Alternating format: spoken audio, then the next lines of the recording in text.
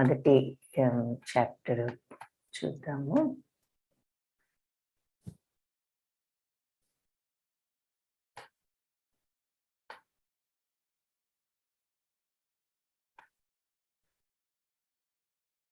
ఈరోజు మనం 18 ఈ రోజు ప్రారంభించి 18 రోజుల్లో మనం ఈ 18 అధ్యాయాలు కూడా పూర్తి చేయటం జరుగుతుంది.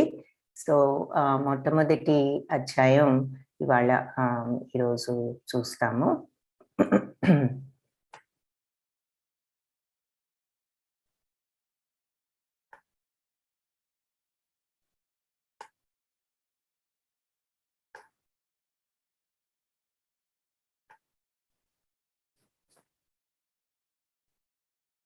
ఓం అజ్ఞానతిమిరాంధస్య జ్ఞానాంజనశలాకయా చక్షురున్మిళితం येन తస్మై శ్రీ గురవే నమః.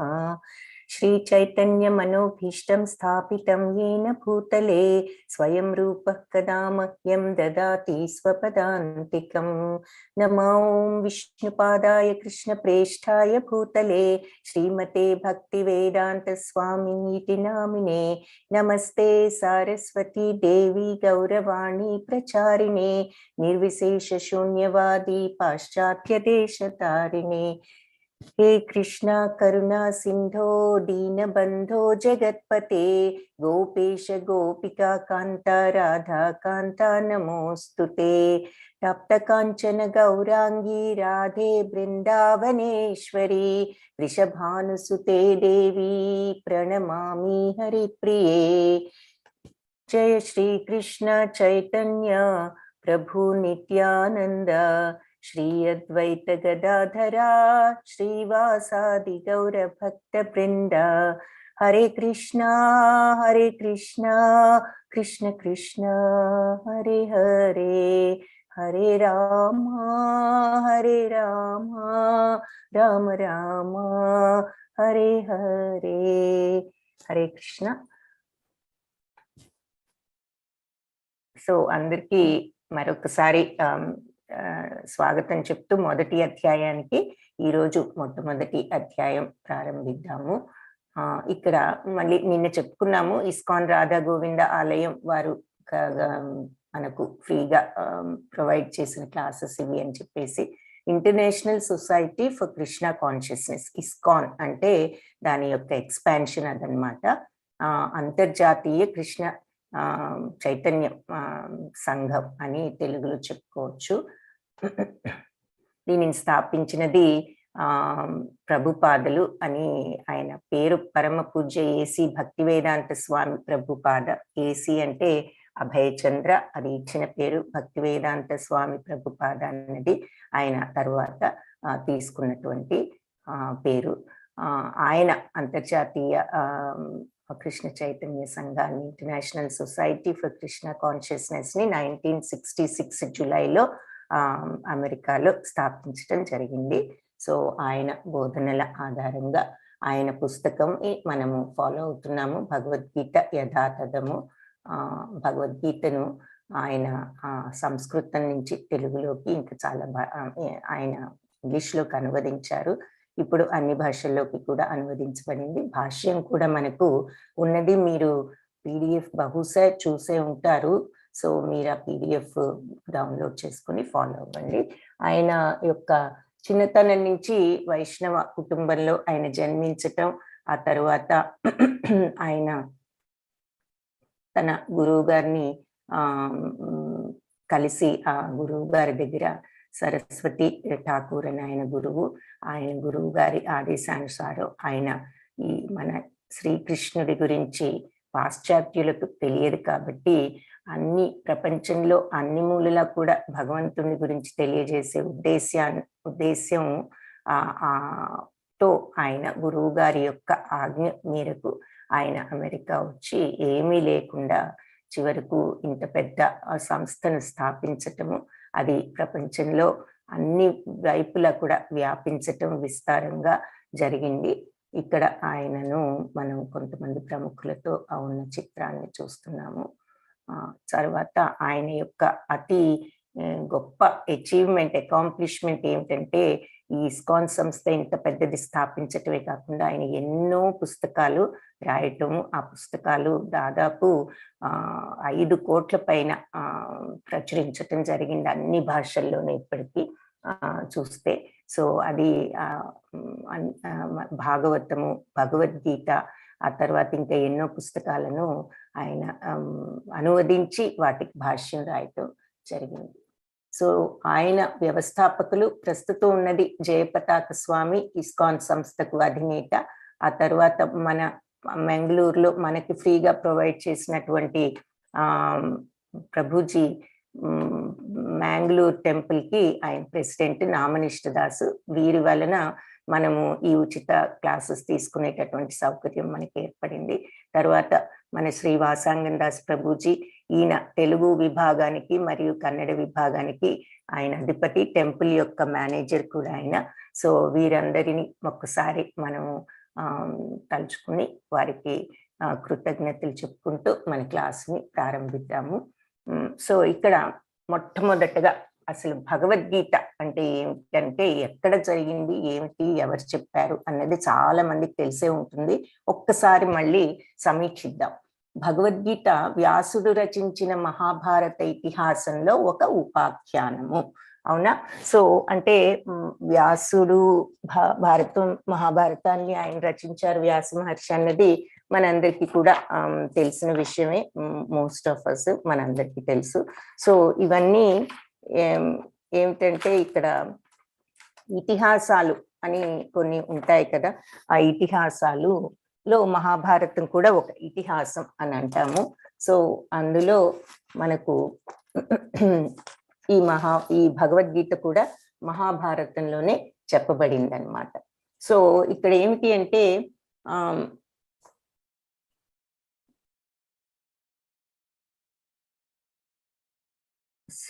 శృతులు అని చెప్పి 2 విధాలుగా మన యొక్క పురాణాలు అవ్వనివ్వండి, మన యొక్క వేదాలు అవ్వనివ్వండి, అన్నిటినీ 2గా విభజించారు. శృతులు అని మనం అంటాం. అంటే స్మృతులు అంటే దాంట్లో ఇతిహాసాలు, తర్వాత ఈ పురాణాలు, ఉపవేదాలు ఇటువంటివన్నీ దాంట్లో శృతులు అన్న దాంట్లోకి వస్తాయి. స్మృతులు అంటే దాంట్లో 4 వేదాలని కూడా శృతులు అని అంటారనమాట. సో మన ఇతిహాసం, మహాభారతం, ఇవి రామాయణం, పురాణాలన్నీ కూడా ఈ శృతి అన్న దాంట్లోకి వస్తాయి.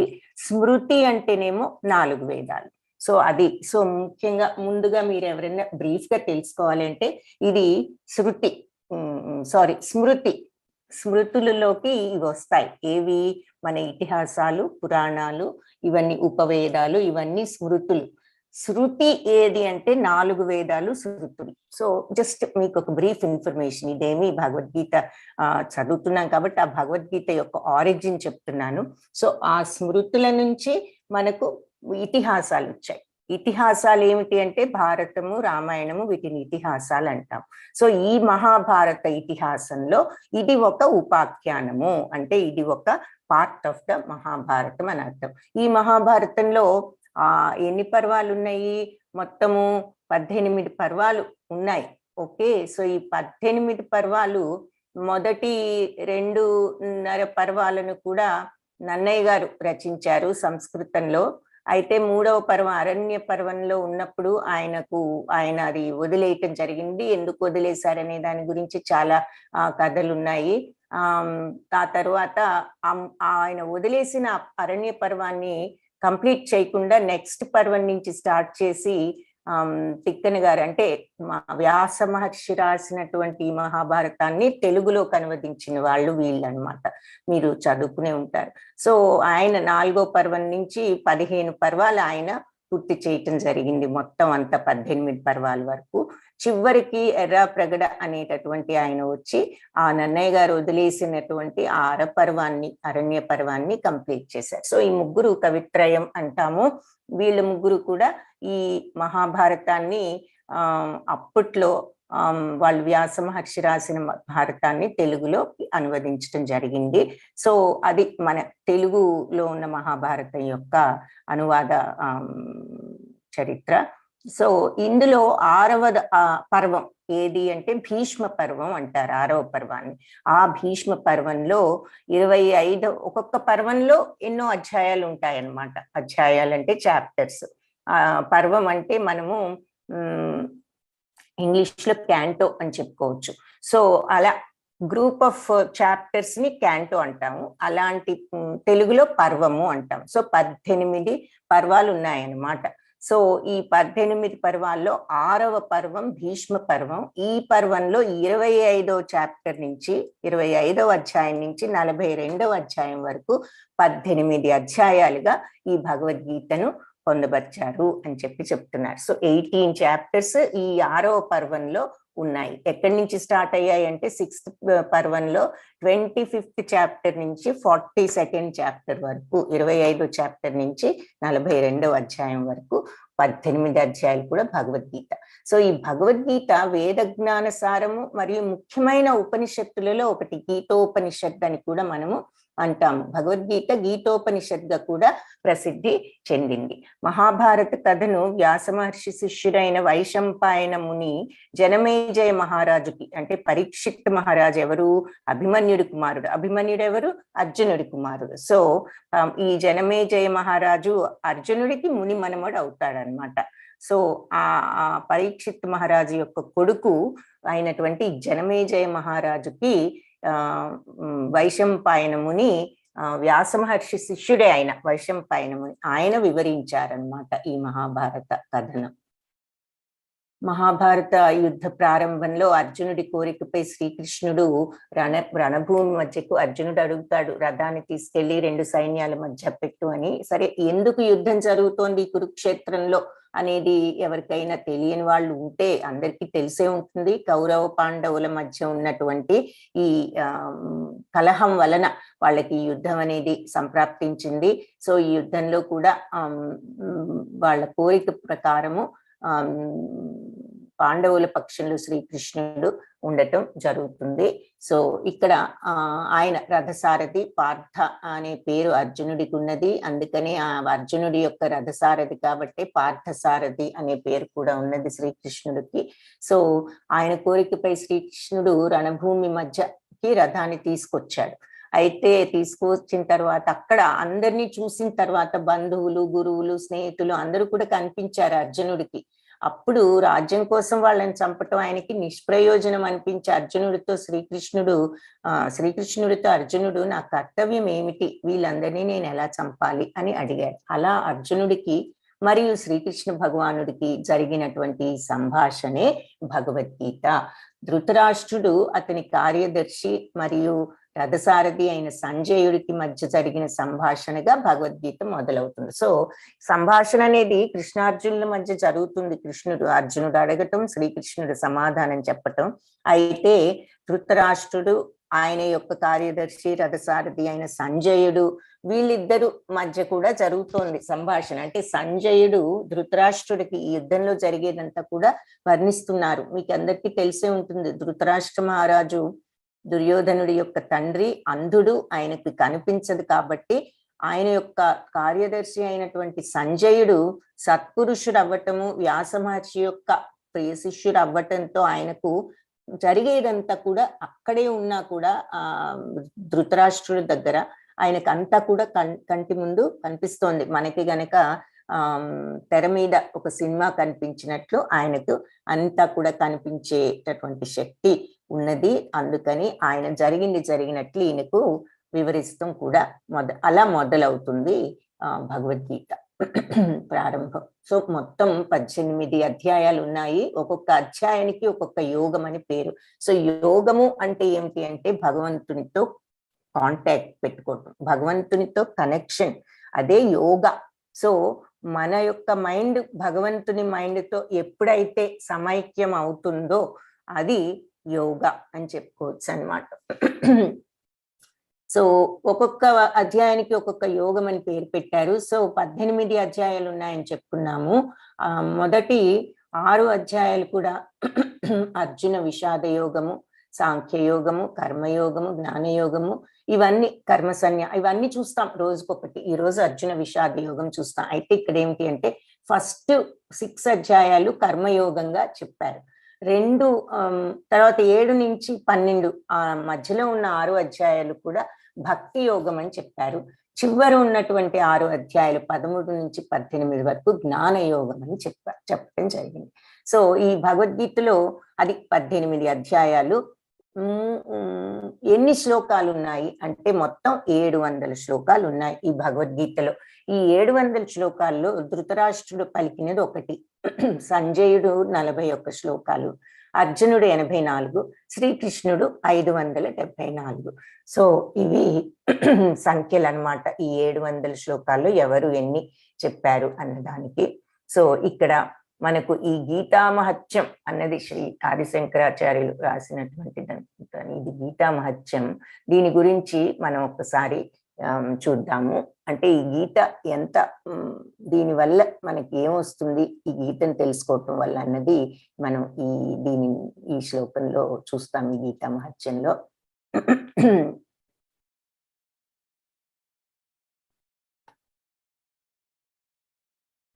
ఒక్క నిమిషం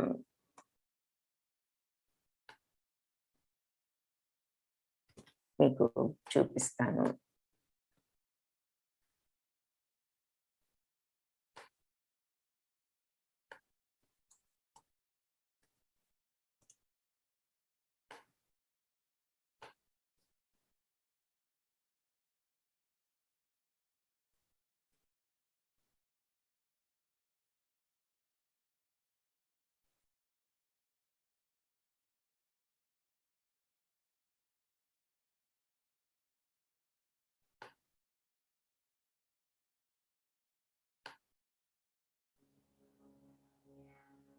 अथ गीता महात्म्य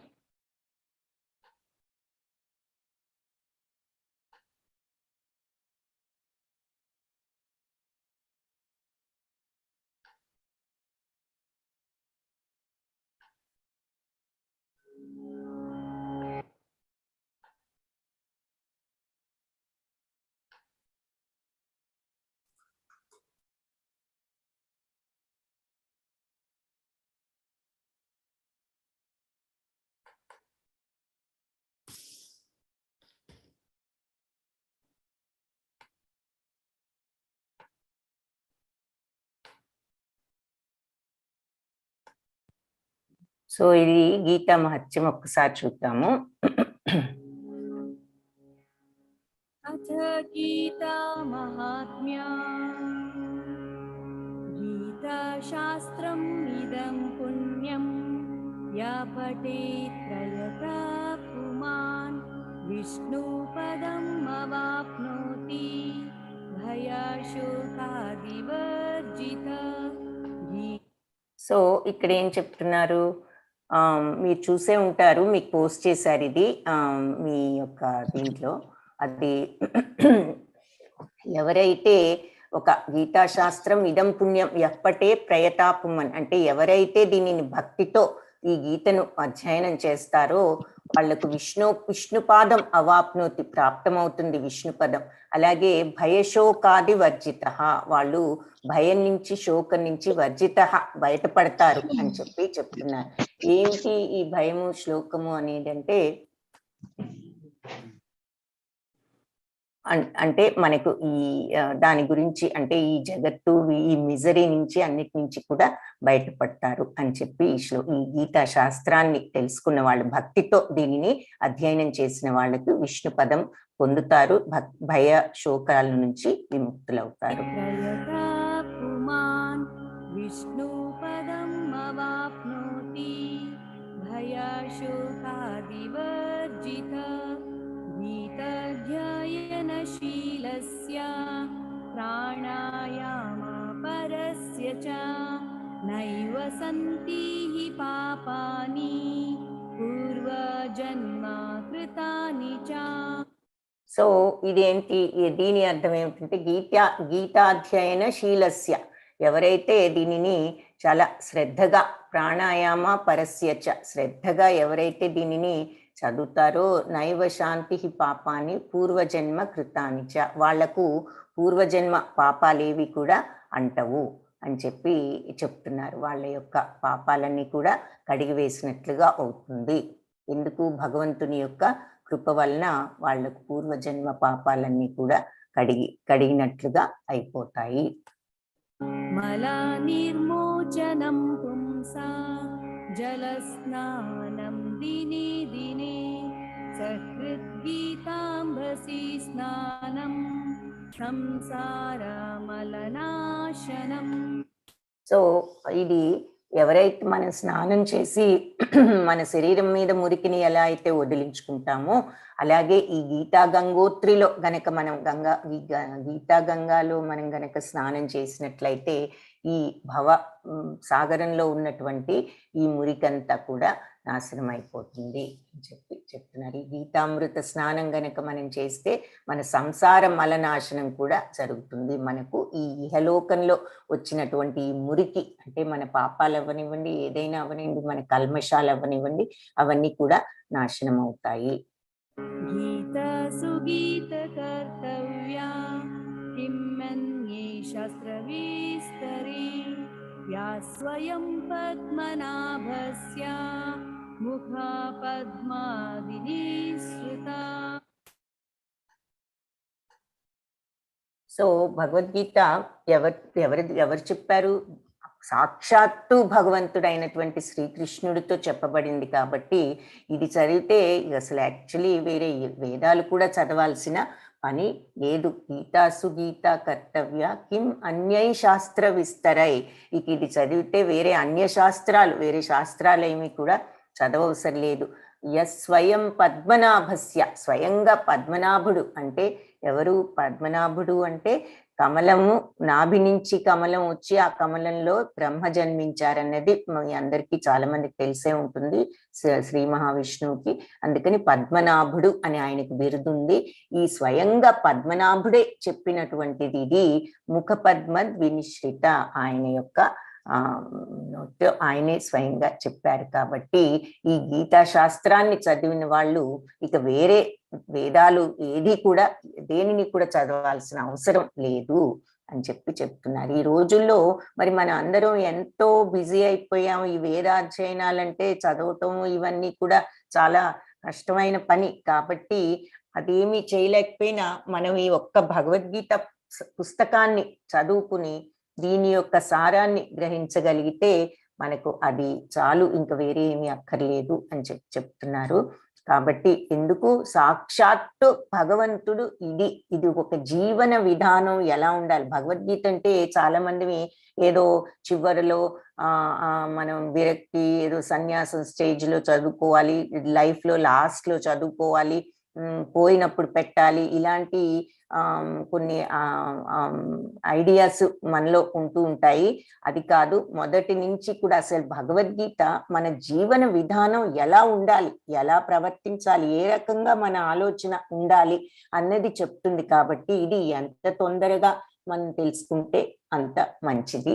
సో ఏ రకంగా మనం ఈ మానవ జన్మ ఎత్తిన తర్వాత మనం మానవ జీవితాన్ని జీవించాలనేది ఇందులో మనకు వివరంగా స్వయంగా భగవంతుడే తెలిపారు. కాబట్టి ఇక్కడి నుంచి తెలుసుకున్న జ్ఞానం మనకు చాలు, ఇంకా వేరే ఏ జ్ఞానం కూడా అవసరం లేదు అని చెప్తున్నారు ఇక్కడ.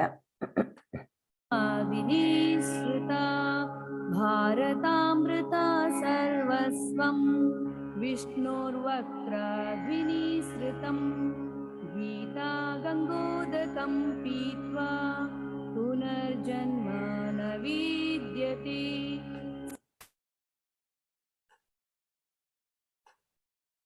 సో గీతా గంగోదకం పీత్వా పునర్జన్మాన విద్యతే. సో భారతామృత సర్వస్వం విష్ణువక్త్ర ద్వినిశ్రితం. సో ఇది భగవంతుడి యొక్క నోటి నుంచి స్వయంగా వెలువడింది. ఏది? ఈ గీతా గంగోదకం అన్నది. గీత గంగోదకం, గంగా నది యొక్క ఉదకం అంటే తీర్థం అన్నమాట. ఇది భగవంతుడి యొక్క నోటి నుంచి స్వయంగా వెలువడినటువంటి గీతా గంగోదకం గనక పీత్వా త్రాగినట్లయితే మనం పునర్జన్మ న విద్యతే, పునర్జన్మ అనేది ఉండదు అని తెలుసుకో, విద్యతే అని చెప్పి చెప్తున్నారు. సో ఇది by drinking the Ganges waters of the Gita, the divine quintessence of the Mahabharata, emanating from the holy lotus mouth of Lord Vishnu. భారతామృత సర్వస్వం. సో ఈ మహాభారతంలో ఇది అసలు కంప్లీట్ ఎసెన్స్ ఏమిటి అంటే, ఈ భగవద్గీతే మోస్ట్ ఇంపార్టెంట్ పార్ట్. భారతామృత సర్వస్వం ఈ మహాభారతంలో ఉన్నటువంటి ఇది. తర్వాత అని అని ఇక్కడ అర్థము. అది ఎటువంటిది భారతామృత సర్వస్వం? మన విష్ణు స్వయంగా శ్రీ మహావిష్ణువు నోటి నుంచి వెలువడినటువంటిది. అలా వెలువడిన గీతా గంగోదకాన్ని గనక మనం త్రాగినట్లయితే పునర్జన్మ అనేది ఉండదని తెలుసుకో అని చెప్పి ఈ శ్లోకానికి అర్థం. సర్వోపనిషదో గావో दुग्धा गोपालनन्दना पार्थो वत्सा सुधीर्भोक्ता दुग्धं गीतामृतम्. సో సర్వోపనిషదో గావు అన్ని ఈ అన్ని ఉపనిషత్తుల్లో ఇది ఉపనిషత్తులన్నీ కూడా ఒక గోవు అయినట్లయితే, దోగ్ధ గోపాలనందన, ఆ గోపాలుడే ఆ గోవుల యొక్క పాలు తీసేటటువంటి ఆయన. ఈ పార్థుడు ఎలాంటి వాడు అంటే ఒక దూడ లాంటి వాడు, ఆ పాలను తాగేటటువంటి దూడను. దుగ్ధం గీతామృతం మహత్ అని చెప్పి చెప్తున్నారన్నమాట. సో ఈ గీతామృతం మహత్యాన్ని ఎవరైనా ఈ గీతామృతాన్ని అదృష్టవంతులు కొంతమంది భక్తులు వాళ్ళు తెలుసుకోగలుగుతారు అని చెప్పి చెప్తున్నారు. సో ఇక్కడ హోల్ గా చూస్తే మీనింగ్, ఈ సర్వ ఉపనిషత్తులకి కూడా ఒక గోవు అనుకుంటే గనక, ఈ గీతోపనిషత్తును ఒక గోవు అనుకుంటే, ఆ గోవు నుంచి మనము ఆ గోవు నుంచి వచ్చే పాలు తీసేది గోపాలుడు, ఆ పాలను తీసుకునేది మన అర్జునుడు. అంటే ఆ జ్ఞానాన్ని అందించేది, ఆ సారాన్ని తీసి అందించేది శ్రీకృష్ణుడైతే, ఆ సారాన్ని అందుకునేది అర్జునుడే కాకుండా అదృష్టవంతులు పుణ్యాత్ములు అయినటువంటి భక్తులు కూడాను అని చెప్పి చెప్తున్నారు. సో ఇక్కడ అంతా కూడా మనం చూస్తుంటే ప్రతిదీ అర్జునుడు చెప్పినట్లు చెప్తున్నారు, కానీ అది ప్రతి ఒక్కరికి కూడా అన్వయించుతుంది. అది ఎవరికైతే వినటానికి, చదవటానికి, అధ్యయనం చేయటానికి అదృష్టం ఉంటుందో, భగవంతుడి కృప కూడా ఉండాలి దానికి, వాళ్లకు ఈ గీతా సారాంశం, ఈ గీతా సారము అందుతుంది. సో మీరు ఈ రకంగా మొదటి మెట్టు తీసుకున్నారు, ఆల్రెడీ కూడా తీసుకునే ఉండొచ్చు, ఇంకా కూడా అధ్యయనం చేయాలని కూడా వచ్చిన వాళ్ళు కూడా ఉండవచ్చు. సో అది కూడా భగవత్ ప్రసాదమేనని మనం భావించాలి.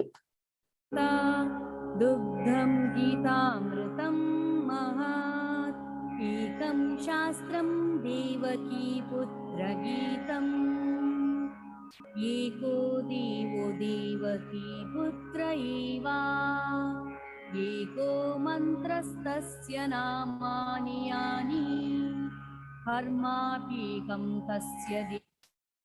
సో ఇదేంటంటే ఇక్కడ ఇందులో ఫైనల్ గా సమరీ అన్నమాట. ఒకే ఒక శాస్త్రం, ఏకం శాస్త్రం దేవకీపుత్ర గీతం, ఒకే ఒక శాస్త్రం ఉన్నది. అదేమిటి? దేవకీపుత్రుడు ఎవరు? శ్రీకృష్ణుడు. ఆయన గీతమే అంటే భగవద్గీత ఒక్కటే ఒక శాస్త్రం, అదే శాస్త్రం అంటే. ఏకో దేవకీపుత్ర ఏవ. సో భగవంతుడు ఎవరు అంటే దేవకీపుత్రుడే భగవంతుడు. ఏకో మంత్రస్తస్య నామాని యాని. సో ఒకే ఒక్క మంత్రం ఉన్నది, ఏది? ఆయన యొక్క పేరు, భగవన్నామమే మంత్రము. హరే కృష్ణ కృష్ణ కృష్ణ హరే హరే, హరే రామ రామ రామ హరే హరే. కర్మాపి ఏకం తస్య దేవస్య సేవ. సో ఒకే ఒక్క సేవ ఉన్నది మనకి, ఏమిటంటే భగవంతుని యొక్క సేవ, ఆయన పట్ల భక్తి భావంతో ఉండటము అని చెప్పి ఇక్కడ ఒకే ఒక శాస్త్రం ఉన్నది. ఏమిటి అంటే భగవంతుడు పాడినటువంటి ఈ గీత. తర్వాత ఒకే ఒక్క దేవాది దేవుడు, దైవం భగవంతుడు శ్రీకృష్ణుడు. మంత్రం ఏమిటి అంటే ఒకే ఒక మంత్రం, ఆయన పేరు. ఆ తర్వాత మన యొక్క ఒకే ఒక్క బాధ్యత ఏమిటి అంటే ఆ భగవంతుడి పట్ల భక్తి. తస్య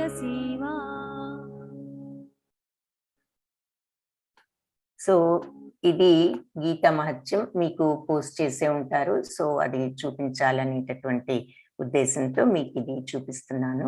సో ఇప్పుడు మనం మన గీతా చాప్టర్ ని కంటిన్యూ చేద్దాము. ఓకే, సో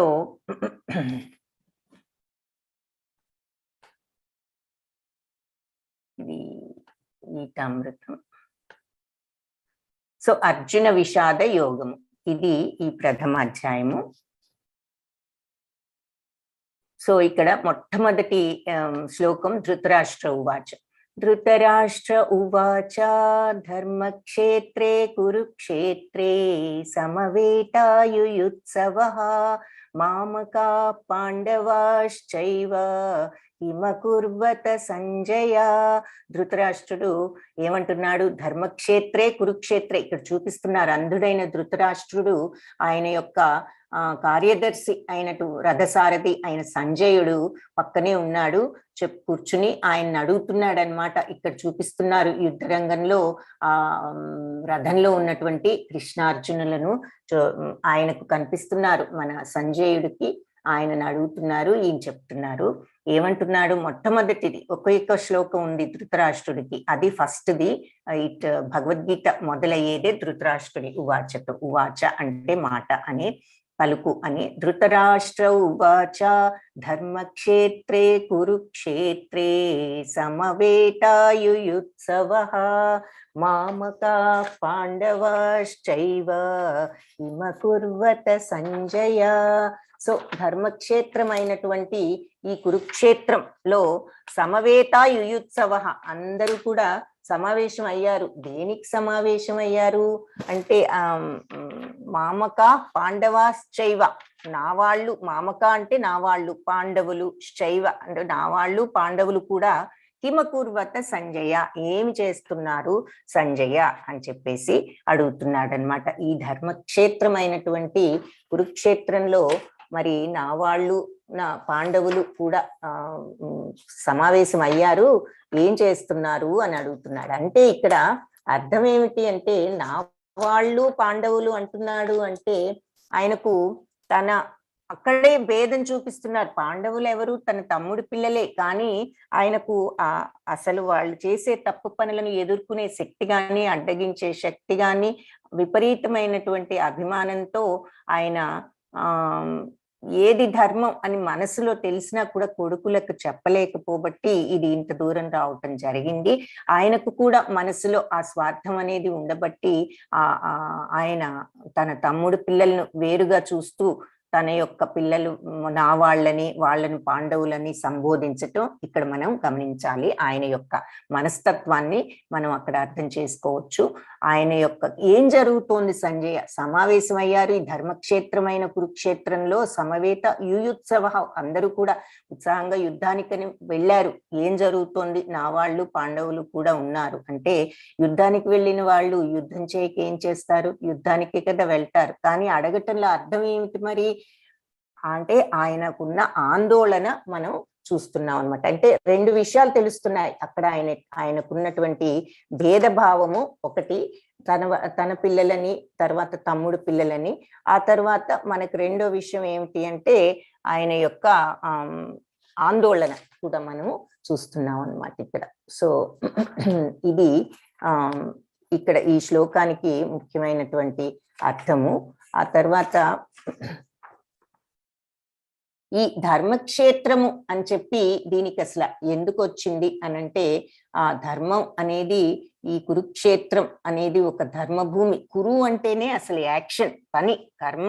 కురు అని అంటే సో ఇది ప్లేస్ ఆఫ్ యాక్షన్, కర్మ చేసేటటువంటి స్థానము అని కూడా కురుక్షేత్రానికి అర్థం ఉందన్నమాట. అలాగే కొన్ని బాడీస్ కూడా కురుక్షేత్రాలు అని కూడా అంటారు. ఏది? కొన్ని శరీరాలు, ఎవరు? దేవతలు, తర్వాత వీటిని కూడా కురుక్షేత్రాలు అంటారు. జంతువుల బాడీస్ అయితే కర్మక్షేత్రాలు అని కూడా అంటారు.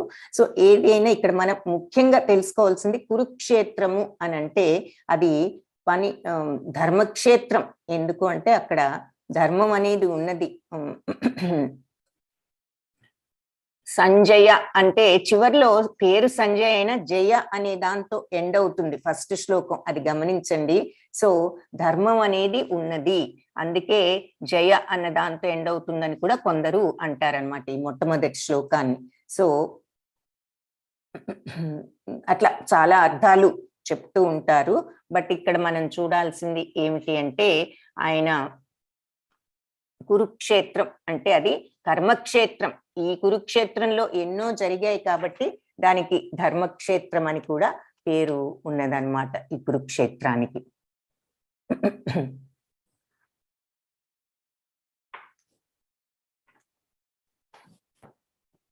నెక్స్ట్ అప్పుడు దుర్యోధనుడు ఈ రకంగా అడిగిన తర్వాత సంజయుడు చెప్తున్నాడు ఏమని, సంజయ ఉవాచ. సో దృష్ట్వా తు పాండవానీకం వ్యూఢం దుర్యోధనస్తథా ఆచార్యముపసంగమ్య రాజా వచనం అబ్రవీత్. సో సంజయుడు ఏమంటున్నాడు, రాజా వ్యూహాత్మకంగా ఓ రాజా వ్యూహాత్మకంగా నిలిపి ఉన్న ఈ పాండవానీకం పాండవ సైన్యాన్ని చూసి దుర్యోధనుడు ఆచార్యం ఉపసంగమ్య తన ఆచార్యుడైనటువంటి ద్రోణాచార్యుడి దగ్గరకు వెళ్ళి ఈ రకంగా రాజా వచనం అబ్రవీత్ ఈ రకంగా మాట్లాడాడు. సో అక్కడ చూస్తున్నాడనమాట చాలా వ్యూహాత్మకంగా. వ్యూహాత్మకం అంటే ప్లాన్ ప్రకారం సైన్యాలను పెట్టడం. ఆ రోజుల్లో వ్యూహాలు పన్నేవారు. ఈ రకంగా ఈ గ్రూప్ ఉండాలి, ఈ రకంగా ఈ గ్రూప్ ఉండాలి, అంటే ఎవరు బయట ఉండాలి, ఎవరు మధ్యలో ఉండాలి, ఎవరు లోపల ఉండాలి, ఆ రకంగా వాళ్ళు ప్లాన్డ్ గా నుంచుని ఉండేవారనమాట. దానిని వ్యూహం. అలాగే మీ అందరిలో చాలా మందికి తెలిసే ఉంటుంది, పద్మ వ్యూహం అనే దాంట్లోనే అభిమన్యుడు ఎలా ప్రవేశించాలి అనేటటువంటిది కూడా తెలుసుకున్నాడు. ఆయన పొట్టలో ఉన్నప్పుడే బయటికి రావటం తెలియలేదని చూస్తా. అలా ప్రతి వాళ్ళు కూడా ఈ వ్యూహాలు అనేవి పన్నుతూ ఉంటారనమాట. సో వాళ్ళెంతో బాగా అలా వ్యూహాత్మకంగా వాళ్ళ వ్యూహాలు ఉన్నాయి అని చూసి ఈ దుర్యోధనుడు తన గురువు అయినటువంటి ద్రోణాచార్యుడి దగ్గరకు వచ్చి ఈ రకంగా మాట్లాడుతున్నాడు అని చెప్పి ఈ శ్లోకంలో సంజయుడు చెప్తున్నాడు. సో ఈ చిత్రంలో మీరు చూస్తున్నారు, దుర్యోధనుడు వచ్చి ద్రోణుడితో ఏదో చెప్పటం, ఏం చెప్తున్నాడో చూద్దాం. ఇక్కడ దుర్యోధనుడి యొక్క ఆందోళన, భయము మనం చూస్తాం అన్నమాట. పశ్యైతాం పాండుపుత్రాణాం ఆచార్య మహతీం చమూం వ్యూఢాం ద్రుపదపుత్రేణ తవ శిష్యేన ధీమత. పశ్యైతాం పాండుపుత్రాణం, చూసారా పాండుపుత్రులను. పశ్యైతాం అంటే మీరు చూసారా మీ ప్రియపుత్రు మీ పాండుపుత్రులను. ఆచార్య మహతీం చమూం, మీ యొక్క ప్రియమైనటువంటి పాండుపుత్రుణ్ణి చూశారా అంటే ఒకలాంటి హేళన కూడా ఉన్నదన్నమాట ఈ మాటలో. వ్యూఢాం ద్రుపద పుత్రేణ తవ శిష్యేన ధీమత, మీ ప్రియ శిష్యుడైనటువంటి ద్రుపద పుత్రుడు ఈ రకంగా వ్యూహం పన్నాడు, మీరు చూసారా. వాళ్ళు ఆయన వాళ్ళ సేనాధిపతి అన్నమాట, పాండవ సేనాధిపతి. సో సేనాధిపతులే ఈ వ్యూహాలన్నీ వేస్తూ ఉంటారు కాబట్టి ఆయన చూడు ఎంత బాగా నువ్వే తీర్చేసావు ఈ ద్రుపద పుత్రుడికి. అంటే ద్రుపదుడును ద్రోణుడు కూడా స్నేహితులు, ఆయన పుత్రుడు కూడా ఈయన నేర్పించటం జరిగింది. దృష్టద్యుమ్నుడు ఆయన పుత్రుడు. సో ఆ దృష్టద్యుమ్నుడికి నువ్వు నేర్పించావు, ఇప్పుడు ఆయన ఎంత బాగా వాళ్ళకి వ్యూహాలన్నీ వేసి పెట్టాడో చూడండి అని ఒక రకమైనటువంటి నిష్ఠూరంతో ఈ మాట దుర్యోధనుడు గురువు గారితో అనటం జరిగింది. ఈ పాండవుల సైన్యంలో తర్వాత ఇంకా ఏమిటి అంటే 4th నుంచి 6th శ్లోకాలో ఈ పాండవుల సైన్యంలో ధైర్య సాహసవంతులు, అస్త్ర విద్యా నిపుణులు, శౌర్యంలో భీమార్జున సమానులు కూడా ఉన్నారు. ఎవరు? సాత్యకి, విరాటుడు, ద్రుపదుడు, దృష్టకేతు, చేకితానుడు, కాశీరాజు, పురుజిత్తు, కుంతిభోజుడు, శైభ్యుడు, యధామన్యుడు, ఉత్తమౌజుడు, అభిమన్యుడు, ఉప పాండవులు అందరూ ఉన్నారు. వీళ్ళంతా కూడా మహారథులే అని చెప్తున్నాడు. మళ్ళీ ఇక్కడ చూపిస్తున్నారు దుర్యోధనుడు గురువు గారితో ఈ చూపించడం. అది కూడా గురువు గారి తప్పంటే మరి ఎలా ఉంటుంది? ఆయన యొక్క అహంకారము, ప్రవర్తన అటువంటిది అనమాట. ఉన్నారు మరి యుద్ధం వరకు రాకుండానే చూసుకోవచ్చు కదా. అది కుదరదు, ఒక్క ఊరు కూడా ఇవ్వమని వాళ్ళు అడుగుతారు, కనీసం ఒక్కొక్క చిన్న ఊరు ఇచ్చినా చాలు మా 5గురికి 5 ఊర్లని, అది కూడా ఇవ్వటానికి నిరాకరించాడు. సో యుద్ధం అనేది తప్పలేదు. సో ఇప్పుడు వచ్చి వాళ్ళందరూ ఉన్నారు, మీరే నేర్పించారు వాళ్లకు అది ఇది అంటూ ఆఖరికి గురువు గారిని కూడా నిష్ఠూరం చేస్తున్నట్లుగా ఇక్కడ మనం చూస్తున్నాం. అస్మాకం తు విశిష్టాయే తాన్ని బోధా ద్విజోత్తమ నాయకా మమ సైన్యస్య సంజ్ఞార్థం తాన్ బ్రవీమితే. సో ఓ బ్రాహ్మణోత్తమ ఇంకా చెప్తున్నారు, ఇక మన సైన్యంలో ఉన్నారంటే నాయకులు, మమ సైన్యస్య సంజ్ఞార్థం తాన్ బ్రవీమితే అయిన వాళ్ళ గురించి, మన సైన్యంలో ఉన్న నాయకుల గురించి, సుప్రసిద్ధుల గురించి కూడా నేను ఇప్పుడు మీకు చెప్తాను. అంటే ఆయన చెప్పాలా, ద్రోణాచార్యుడికి తెలియదా ఇటువైపు ఎవరున్నారు అటువైపు ఎవరున్నారో తెలుసు. తన యొక్క ఆందోళనను ఈ రకంగా వ్యక్తం చేస్తున్నాడు అనమాట, చెప్పుకుంటున్నాడు ఇలా, వాళ్ళకు వీళ్ళందరూ ఉన్నారు, మనకు కూడా వీళ్ళంతా ఉన్నారు కదా అన్నట్లుగా ఆయన యొక్క మనస్థితి మనం ఇక్కడ చూస్తున్నాం. మీరు ఎవరెవరున్నారో చెప్తాను వినండి. మీరున్నారు, భీష్మ పితామహుడున్నాడు, కర్ణుడు, కృపాచార్యుడు, అశ్వత్థామ, వికర్ణుడు, సోమదత్తుడు పుత్రుడైన భూరిశ్రవుడు వంటి ఎప్పటికీ యుద్ధంలో విజయం సాధించే వారందరూ కూడా మన వైపు ఉన్నారు. నా కొరకు ప్రాణాలు అర్పించడానికి కూడా సిద్ధపడిన శూరులు ఇంకా పలువురు ఉన్నారు. ఇవన్నీ కూడా 8 నుంచి 11 శ్లోకాల వరకు చెప్పాడనమాట. ఇవన్నీను వారు వివిధ శస్త్రాస్త్రాలతో కూడి యుద్ధ విద్యలన్నిట్లో కూడా వాళ్ళు నిపుణులు అని చెప్తూ మన సైనిక బలం అపరిమితం. మరి మన భీష్మ పితామహుడితో సంపూర్ణంగా మనం రక్షింపబడుతున్నాం. భీష్ముడు గొప్ప వీరుడు, ఆయన్ని ఎవరు కూడా చంపలేరు. ఆయన కావాలనుకున్నప్పుడే ఆయనకు మరణం వస్తుంది. అటువంటి ఆయన మనకు మన సైన్యానికి అధిపతిగా ఉన్నారు. కానీ మన భీముడిచే రక్షింపబడుతున్న ఈ వాళ్ళకెవరు భీముడు, వీళ్ళకేమో భీష్ముడు, వాళ్ళకి భీముడు. ఈ భీముడితో రక్షింపబడుతున్న పాండవ సైన్యం పరిమితమైనది. మనం భీష్మ పితామహుడితో సంపూర్ణంగా రక్షింపబడుతున్నాం. మీరందరూ సైన్యం యొక్క సేనా వ్యూహంలో మీ యొక్క వ్యూహాత్మక స్థానాల వద్ద నిలవండి, భీష్మ పితామహుడికి పూర్తి రక్షణ ఇవ్వండి అని చెప్తున్నాడు అనమాట. సో వాళ్ళంతా చాలా ఉన్నారు, కానీ మనకి ఇంకా చాలా మంది, నాకు ప్రాణాలు ఇచ్చేటటువంటి వీరులు గొప్ప గొప్ప వాళ్ళంతా మనకు ఉన్నారు. భీష్మ పితామహుడే మనకున్నాడు, వాళ్ళకి భీముడు ఉన్నాడు. కానీ మన సైన్యం అంత గొప్పది కాదు, పెద్దది కాదు, వాళ్ళకి పరిమితం, లిమిటెడ్, కొంతే ఉంది వాళ్ళకి. మీరందరూ కూడా ఎవరి వ్యూహం దగ్గర వాళ్ళు మీ ప్లేసెస్ లో మీరు ఉండి భీష్మ పితామహుడికి అందరూ కూడా పూర్తిగా సపోర్ట్, రక్షణ, ప్రొటెక్షన్ ఇవ్వండి అని చెప్పి ఆయన గురువు గారికి ఇక్కడ చెప్తున్నాడు అనమాట. అంటే అవన్నీ ఎలాగూ జరుగుతాయి, రాజుగా చెప్తున్నాడు. కానీ ఇక్కడ ముఖ్యంగా చూడవలసింది ఆయన భయ ఆందోళనలు, ఈర్ష, ద్వేషాలు అన్ని కూడా వ్యక్తమవుతున్నాయి. సో రాజ్యం ఇవ్వనన్నారు, ఈర్ష్యతో ద్వేషంతో ఒక్క ఆ ఊరు కూడా ఇవ్వనన్న తర్వాత వాళ్ళు గత్యంతరం లేక చివరికి యుద్ధానికి సిద్ధపడితే, ఇప్పుడు యుద్ధంలో వాళ్ళ వైపు వీళ్ళున్నారు, వాళ్ళకి ఈ సైన్యం ఉంది, వాళ్ళున్నారు, మీరే నేర్పించారు, అది కూడా సహించలేనటువంటి అంత ద్వేషం ఈ క్యారెక్టర్ లో ఉన్నదన్నది మనం ఇక్కడ చూస్తున్నాము.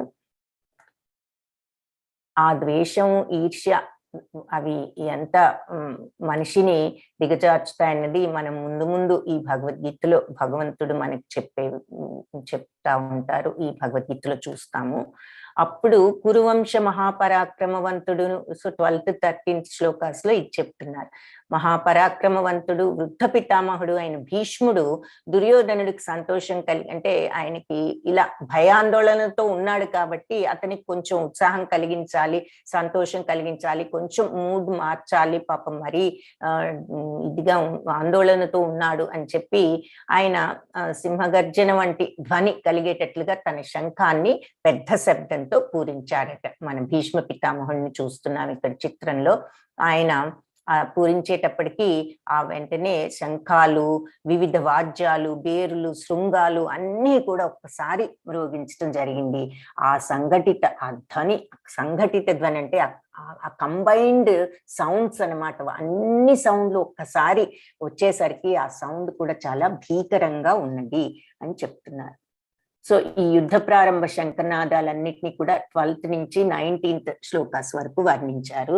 తతశ్వేతైర్హయైర్యుక్తే మహతి స్యందనే స్థితౌ మాధవ పాండవశ్చైవ దివ్యౌ శంఖౌ ప్రదధ్మతు. సో అన్ని ఇలా సౌండ్లు వస్తున్నప్పుడు వెంటనే శ్వేతైర్హయైర్యుక్తే తెల్లని గుర్రాలు ఉన్నటువంటి మహతి స్యందనే స్థితౌ ఉన్న మహారథంలో స్థితులై కూర్చుని ఉండి ఎవరు? మాధవుడు, పాండవుడు, శ్రీకృష్ణుడు, పాండవుడు అంటే అర్జునుడు. అక్కడ వీళ్ళిద్దరు కూడా దివ్యౌ శంఖౌ ప్రదధ్మతు, వీళ్ళిద్దరు కూడా శంఖాలను పూరించారు. తెల్లని గుర్రాలతో కూర్చున్న మహారథంలో కూర్చుని ఉన్నటువంటి శ్రీకృష్ణుడు, పాండుకుమారుడైన అర్జునుడు కూడా వాళ్ళ దివ్య శంఖాలను పూరించారు. వెంటనే శ్రీకృష్ణుడు పాంచజన్యాన్ని, అర్జునుడు దేవదత్తాన్ని, భీముడు పౌండ్రకాన్ని ఊదారు. సో శ్రీకృష్ణుడిది పాంచజన్యం, అర్జునుడిది దేవదత్తం, భీముడిది పౌండ్రకం. ధర్మరాజు అనంత విజయం, నకుల సహదేవులు సుఘోషమణి పుష్పకాలు వాళ్ళందరి యొక్క శంఖాల యొక్క పేర్లు అనమాట పూరించారు. కాశీరాజు, శిఖండి, దృష్టద్యుమ్నుడు, విరాటుడు, సాత్యకి, ద్రుపదుడు, ఉప పాండవులు, అభిమన్యుడు వీళ్ళంతా కూడా వాళ్ళ శంఖాలను అన్ని వైపులా పూరించారు. ఇది 15 నుంచి 18 శ్లోకాల్లో ఈ విషయం చెప్పారు. యుద్ధ ప్రారంభ శంఖనాదాలన్నీ 12th to 19th శ్లోకాస్ లో ఉన్నాయి. లాస్ట్ శ్లోక చూస్తున్నాం వాటిల్లో మనం. సఘోషోధాత్త రాష్ట్రాణం హృదయాని వ్యదారయత్ నభశ్చ పృథివీం చైవ తుములోభ్యనునాదయన్. సో ఆ సఘోషో ధార్తరాష్ట్రాణం, ఆ ఘోష, ఆ సౌండ్ ధార్తరాష్ట్రాణం అంటే ధృతరాష్ట్రపుత్రులకు హృదయాన్ని వ్యదారయత్, హృదయం వ్యధ చెందేటట్లు చేశాయట. నభశ్చ పృథివీం చైవ తుములోభ్యను నాదయన్ అంటే పృథివీం, ఆకాశము భూమి కూడా దద్దరిల్ల చేస్తూ ఉన్నటువంటి ఆ నాదాలను వినేసరికి ఈ ధృతరాష్ట్ర కుమారుల హృదయాలు వ్యధలు చెందాయి, బద్దలైనట్లుగా అయిపోయాయి అని చెప్తున్నారు. ఆ శంఖధ్వనులు భూమి ఆకాశాలను దగ్గరిల్ల చేస్తూ ధృతరాష్ట్ర కుమారులు కౌరవుల యొక్క హృదయాలను బద్దలు చేశాయి.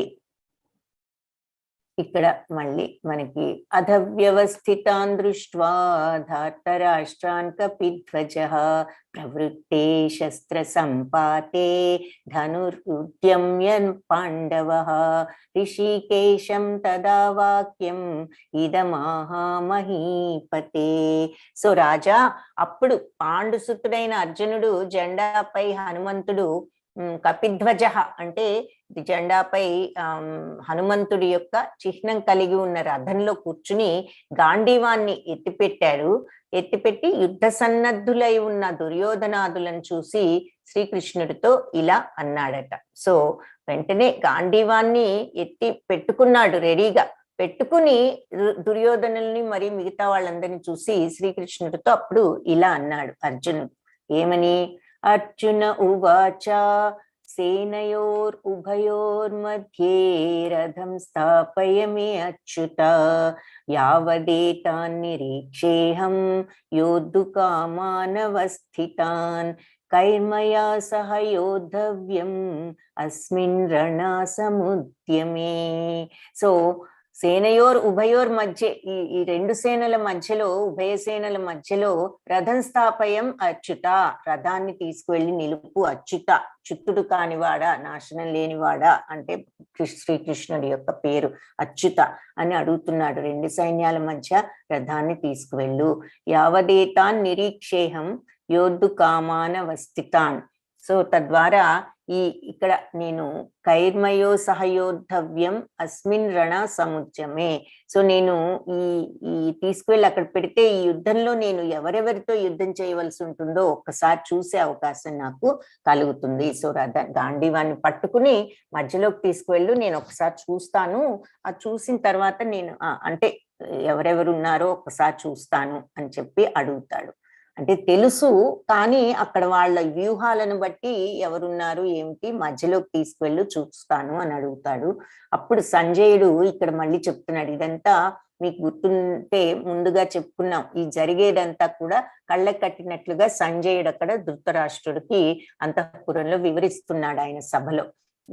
ఆయనకు సంజయ ఉవాచ ఏవముక్తో ఋషికేశో గుడాకేశేన భారత సేనయోర్ ఉభయోర్मध्ये స్థాపయిత్వా రథోత్తమం భీష్మద్రోణ ప్రముఖతః సర్వేషాం చ మహీక్షితాం ఉవాచ పార్థ పశ్యైతాన్ సమవేతాన్ కురూనితి. ఏవముక్తో హృషికేశ. అప్పుడు ఈయన యొక్క ఈ మాటలు విని ఋషికేశ గుడాకేశేన భారత. గుడాకేశుడు అంటే ఏమిటి అంటే తమో గుణాన్ని జయించిన వాడు, అంటే నిద్రను జయించిన వాడు అని అర్థం. నిద్రను జయించిన వాడంటే నిద్ర అజ్ఞానము ఇవన్నీ తమో గుణానికి గుర్తులు కాబట్టి తమో గుణాన్ని జయించిన వాడు అని అర్థం. అది అర్జునుడిని గుడాకేశ అని చెప్తున్నారు. తర్వాత హృషికేశ అంటే ఇంద్రియాలను జయించిన వాడు, అంటే ఇంద్రియాలు ఇవన్నీ వివరంగా మళ్ళీ తర్వాత ముందు చెప్తాను. బట్ ఇంద్రియ ప్రభావాలను గురి కానటువంటి వాడు, సెన్సెస్ ని జయించిన వాడు ఎవరు అంటే హృషికేశుడు, అంటే శ్రీకృష్ణుడు భగవంతుడు. సో అది హృషికేశ. సో హృషికేశుడు గుడాకేశుడు వీళ్ళిద్దరూ అర్జునుడి మాటలు విని ఈ భగవంతుడు సేనయోర్ ఉభయోర్ మధ్య, ఈ సేనలు రెండిటి మధ్య స్థాపయిత్వా రథోత్తమం, రెండు సేనల మధ్యలో రథాన్ని తీసుకువెళ్ళి నుంచోబెట్టారు అని చెప్తున్నారు. సో అర్జునుడు అడిగిన మీదట హృషికేశుడు ఈ రథాన్ని రెండు సైన్యాల మధ్య నుంచోపెట్టారు. భీష్మద్రోణ ప్రముఖతః సర్వేషాం చ మహీక్షితాం. అక్కడ భీష్మద్రోణుల యొక్క ఎదురుగా రథాన్ని ఆపి ఉవాచ పార్థ పశ్యైతాన్ సమవేతాన్ కురూనితి అన్నారు. రెండు భీష్మద్రోణుల వంటి ప్రముఖులందరి ముందు కూడా నుంచోబెట్టి పార్థ పశ్యైతాన్, చూడు పార్థుడా అంటే పృథక్ కుమారుడా, కుంతిపుత్రుడా, పార్థ అంటే అర్జున అని అర్థం. పశ్యైతాన్ సమవేతాన్ కురూనితి, అందరినీ చూడు, ఇక్కడ ఉన్న వాళ్ళందరినీ అని చెప్పి చెప్తున్నారు. సో సంజయుడు ఏం చెప్పాడంటే, ధృతరాష్ట్ర, అర్జునుడి మాటలు ఆలకించిన శ్రీకృష్ణుడు రెండు సేనల మధ్య భీష్మ ద్రోణాదులకు ఎదురుగుండా రథాన్ని ఆపి పార్థ, ఇక్కడ చేరిన కౌరవ వంశీయులందరినీ కూడా ఇదిగో చూడు, నువ్వు అడిగావు కదా ఇక్కడ అందరూ ఉన్నారు అని చెప్తున్నారు. సో అక్కడ అర్జునుడు అప్పుడు తాన్ సమీక్ష్య స కౌంతేయ సర్వాన్ బంధూనవస్థితాన్ కృపయా పరయా విష్టో విషీదన్నిదమబ్రవీత్. సో ఇంకా సంజయుడే చెప్తున్నాడు, చూశాడు అర్జునుడు, తాను సమీక్షస కౌంతే, అందరినీ కూడా సమీక్షించాడు, చూశాడు. ఎవరిని? సర్వాన్ బంధూనవస్థితాన్, అందరూ బంధువులందరినీ చూశాడు. కృపయా పరయా విష్టు, వెంటనే కరుణతో విషీదన్నదం అబ్రవీత్, కరుణతో దుఃఖమైనటువంటి వాదనంతో ఇలా పలికాడట అర్జునుడు. కుంతిపుత్రుడైన అర్జునుడు అక్కడ ఉన్న స్నేహితులు బంధువులను చూడగానే కరుణతో మునిగి ఇలా మాట్లాడాడు.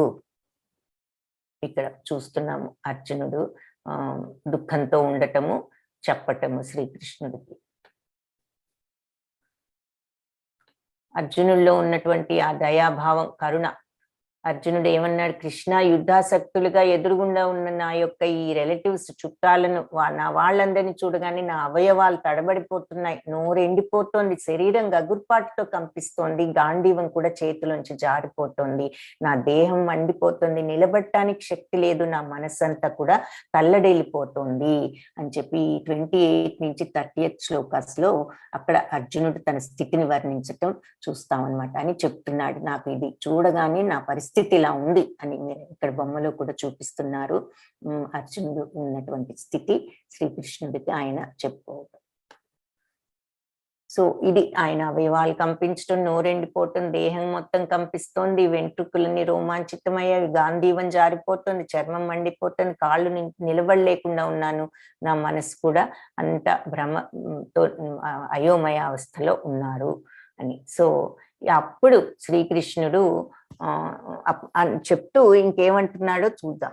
నచ శ్రేయోను పశ్యామి హత్వా స్వజనం ఆహవే నకాంక్షే విజయం కృష్ణ నచ రాజ్యం సుఖాని చ.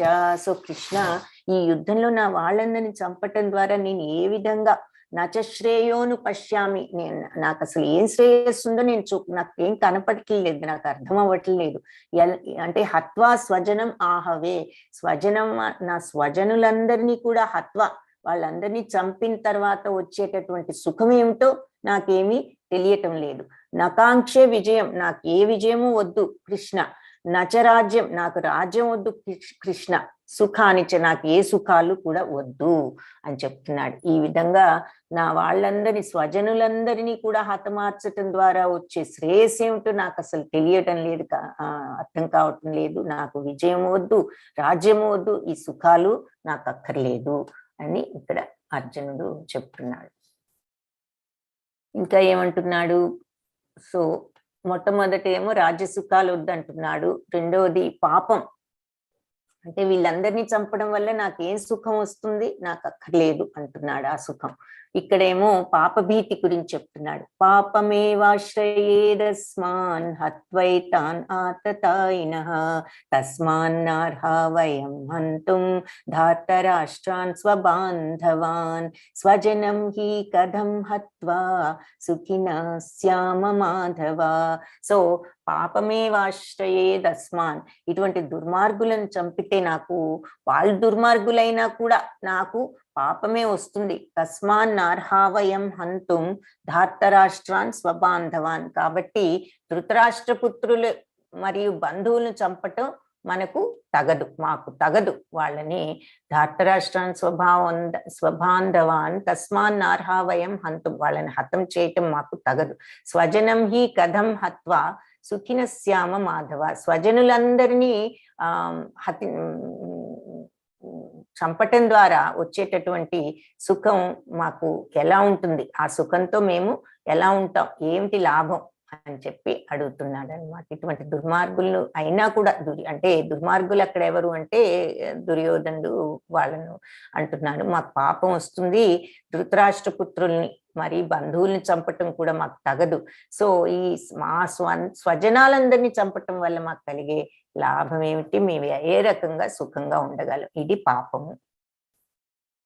నెక్స్ట్ ఇంకేం చెప్తున్నాడు కారణాలు? పాపభీతి, రాజ్యాకాంక్ష పరులైన కౌరవులు వంశనాశనం, మిత్రద్రోహం వల్ల కలిగే పాతకాన్ని వాళ్ళు గ్రహించలేకపోతున్నారు కౌరవులు. ఈ రాజ్యకాంక్షతో ఈ యుద్ధం వల్ల ఏ వంశనాశనం జరుగుతుంది, మిత్రద్రోహం వల్ల కలిగే పాతకాన్ని కూడా వాళ్ళు గ్రహించలేకపోతున్నారు. కానీ వంశక్షయం వలన వచ్చేటటువంటి, వంశక్షయం అంటే వంశాలన్నీ కూడా అంతరించిపోతాయి, అందరూ మరి ఈ రాజులందరూ పోతే అక్కడ వంశం కూడా ఉండదు కదా. ఈ వంశక్షయం వల్ల కూడా వచ్చే దోషం అది కూడా పాపమే. కాబట్టి ఆ దోషాన్ని బాగా తెలిసిన మనమైనా ఆ పాపం నుంచి ఎందుకు తప్పుకోకూడదు? వాళ్ళు ఈ రాజకాంక్షతో ఇవేమీ చూడట్లేదు, సరే మనమైనా చూడాలి కదా అని చెప్పి ఇక్కడ ఆ కారణం కూడా చెప్పాడు. ఆ వంశ నాశనాన్ని కూడా మనం పట్టించుకోకుండా ఉంటే ఆ వంశనాశనం కూడా పాపమే కదా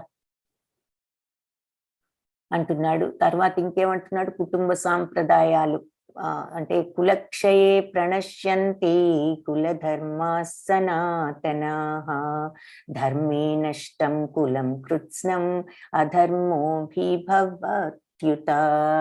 సో అచ్యుత అంటూ మళ్ళీ శ్రీకృష్ణుని సంబోధిస్తూ ఈ వంశనాశనంతో ఈ ప్రాచీన కుల ధర్మాలన్నీ కూడా నశించిపోతాయి. ఈ కుల ధర్మాలన్నీ నశించిపోయి వంశమంతటా కూడా అధర్మం అలుముకుంటుంది. ఈ వంశనాశనం వల్ల మొత్తం ఈ కుటుంబ సాంప్రదాయాలు, కుల ధర్మాలన్నీ కూడా పోతాయి, అధర్మం అలుముకుంటుంది. కాబట్టి అది ఒక కారణం. సో అందరూ ఇలా అంటే ఎట్లా ఒక ఈ వంశనాశనం అయితే సరిగ్గా చెప్పేటటువంటి గురువులు ఇలాంటి వాళ్ళందరూ కూడా లేకపోతే ఇంకా అందరికీ ధర్మం ఏంటో కూడా తెలియక ఇలా ఇష్టం వచ్చినట్లు అయిపోతాయి, అంతా కూడా అధర్మం వ్యాపిస్తుంది అని మనకు అర్థం అవటానికి ఇక్కడ ఈ చిత్రంలో ఇలా చూపిస్తున్నారు అనమాట.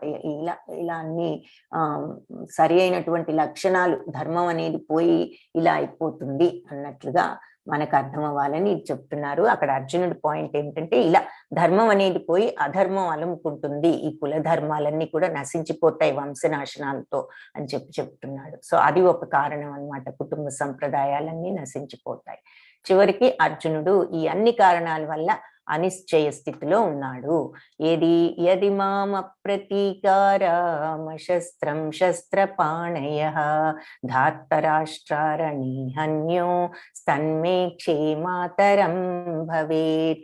సో నిరాయుధుడు, ప్రతీకారం చేయనివాడు అయిన నన్ను ఆయుధాలు ధరించిన ధార్తరాష్ట్రులు అంటే ధృతరాష్ట్ర కుమారులు నన్ను యుద్ధ భూమిలో వధిస్తే అది నన్ను మంచిదే అవుతుంది. నేను మాత్రం నా శస్త్రాన్ని అస్త్రాల్ని నేను వాడను.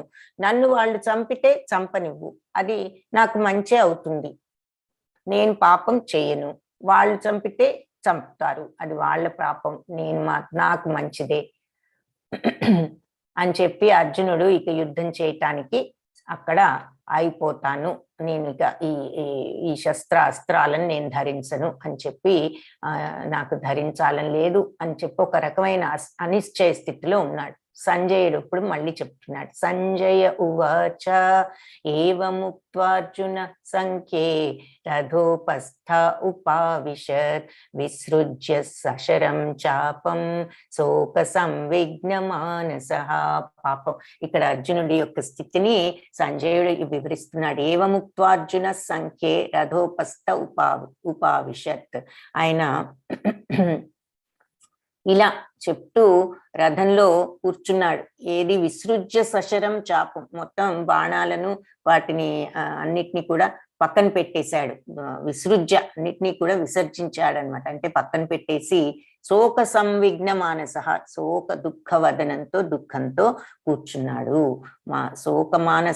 శోకంతో కూడుకున్నటువంటి మనస్సుతో అర్జునుడు తన బాణాలను అన్నిటినీ కూడా పక్కన పెట్టేసి ఆ రథంలో కూర్చునున్నాడు అని సంజయుడు వివరిస్తున్నాడు. యుద్ధ భూమిలో అర్జునుడు ఇలా మాట్లాడి ధనుర్బాణాలను పక్కన పెట్టి మనస్సు దుఃఖంతో మునిగిపోగా రథంలో కూర్చున్నాడు. శోక సంవిఘ్న మానసః. అర్జునుడు ఇంతకీ 5 కారణాలు చెప్పాడు యుద్ధం చేయలేను. ఏమిటి అంటే, ఒకటి కరుణ, వాళ్ళందరినీ చంపలేనని.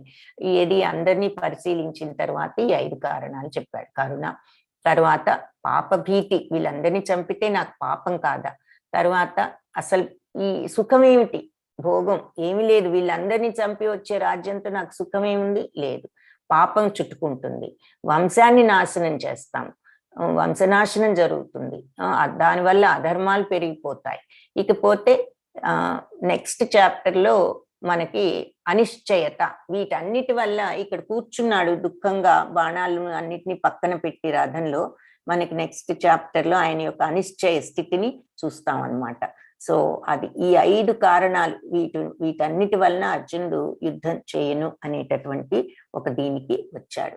సో ఈ గీతా పాఠంలో మనం నేర్చుకుంటే ఏంటంటే, జీవితంలో మనకి ఎటువంటి సందేహం కలిగినా ప్రామాణికమైన గురువును మరియు భగవద్గీతను ఆశ్రయించాలి. సో అర్జునుడికి ఇక్కడ పెద్ద సందేహం వచ్చింది, అసలు ఏం చెయ్యాలి, నేను చెయ్యాలా వద్దా, వీళ్ళందరినీ నేను ఎలా చంపుతా, అక్కడ చూస్తే మా తాతగారు ఉన్నారు, గురువు గారు ఉన్నారు, వీళ్ళంతా చెడ్డవాళ్ళైనా కూడా నాకు స్వయంగా వాళ్ళు అన్నదమ్ములేను, వాళ్ళు కూడాను, మరి ఇంకా బంధువులు ఉన్నారు, వీళ్ళందరినీ నేను ఏ రకం గురుపుత్రులు ఉన్నారు, అందరినీ నేను ఎలా చంపాలి అనేటటువంటి ఒక దానికి ఒక కరుణ భావము, సుఖమేముంది, పాపభీతి, వంశనాశనం చేస్తున్నాను అంటూ ఒక అయోమయ పరిస్థితిలో ఉన్నప్పుడు అతను ఎవరిని అడిగాడు అంటే, గురువును. మనం అలాంటి సందేహాలు జీవితంలో ఎప్పుడున్నా మనం ప్రామాణికమైన, మనం సరి అయినటువంటి ఒక గురువును అడగటం కానీ భగవద్గీతను కానీ ఆశ్రయించాలి అని చెప్పి మనం చూసాము. సో అది ఈరోజు పాఠము. సో మీరందరూ కూడా ఇది ప్రశ్నలు ఏమైనా ఉంటే చూడొచ్చు. తర్వాత